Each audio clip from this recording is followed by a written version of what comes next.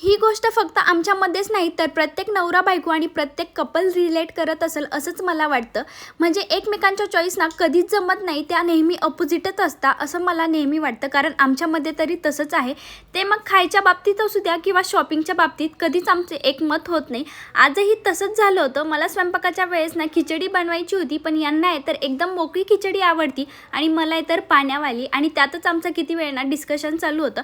पण मी त्यांना बोलले की आज तुमच्याही नाही आणि माझ्याही आवडीची खिचडी बनणार नाही आहे. मी आज मीडियमवाली खिचडी बनवणार आहे, ते पण एकदम टेस्टी. त्यासाठी सगळ्यात अगोदर ना कांदा, टोमॅटो, बटाटा हे सगळं ना कापून एकदा तर परतून घेतलं. त्यामध्ये मसाले टाकून पाणी टाकून घेतलं आणि त्यानंतर तांदूळ, तुरीची डाळ, मुगाची डाळ टाकून ना याच्या 3 ते 4 शिट्ट्या काढून घेतल्या होत्या. पण माझ्याकडून याची ना 1 शिट्टी एक्स्ट्रा झाली होती, ज्यामुळे यातलं पाणी ना थोडं पण राहिलं नव्हतं.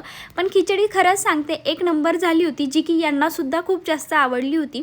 असो, त्यानंतर तुम्हाला मी माझं रुटीन शेअर करते.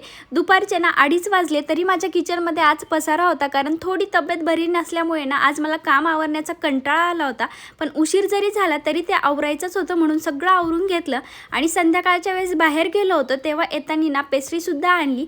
आणि यांना मी ना नाटक करत होते की आज माझा बर्थडे तर हे मीच कट करणार आहे म्हणून. असा संपला माझा आजचा दिवस. Thanks for watching. भेटूया नेक्स्ट व्हिडिओमध्ये. तोपर्यंत बाय.